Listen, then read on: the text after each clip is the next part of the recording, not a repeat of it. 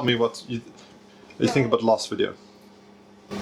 I feel like after eating the spaghetti bolognese, it was definitely very nice.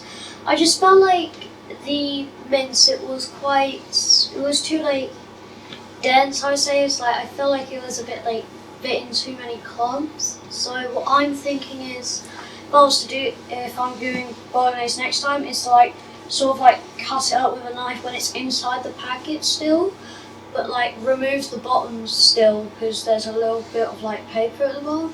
But just make sure there's like nice dice up, then you tip it in onto it, or you just get a plate, tip down onto that, then cut it up, then just put it in the actual saucepan. So it's nice, and so it's like nice smaller pieces, but then at the same time it's like cooks a lot better if it's in smaller pieces as well. So you have a lot smaller, a lot more diced up meal without leaving any marks in like the like saucepan and pans and stuff. Yeah, pretty much that. And yeah, I think that's just my thoughts. That's the main issue. If there was like a side dish, I would say like ordering it correctly is another thing that you may encounter. I would say do it like when you put in the spaghetti. If you're not being recorded, that is around the time or before you dice it up, like just before or like as soon as you put in the spaghetti, so you are able to get in small little clumps, and you are able to cook it around the same time that the spaghetti is cooking as well. The spaghetti will always take longer than the mince will, unless you're putting it on a gas thing at the lowest level. But if you're putting it on max highest levels, then the mince will always cook faster than the spaghetti will. Hello, Frank. Hello, Frank. Frank, you okay? Come here. Hey, everyone. This is Frankie.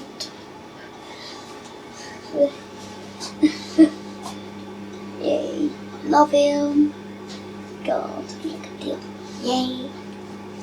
Okay, there you go, Frankie. Any other thoughts about your video?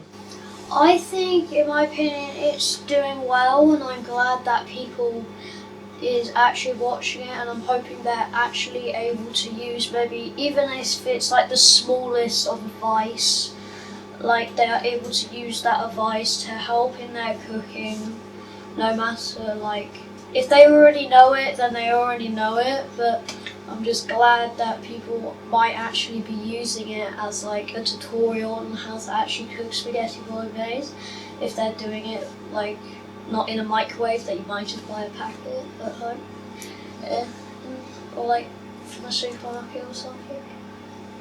Yeah, I feel like spaghetti bolognese is always one of my favourite dishes, and it will always remain to be one of my favourite dishes, just because it's like, if you have the vegetable bolognese sauce with it, it just has your vegetables, your carbohydrates, your meats, proteins. It just has pretty much, in my opinion, all the healthy stuff that you need to like go on through the night, or just go on throughout the day if you're having it for lunch.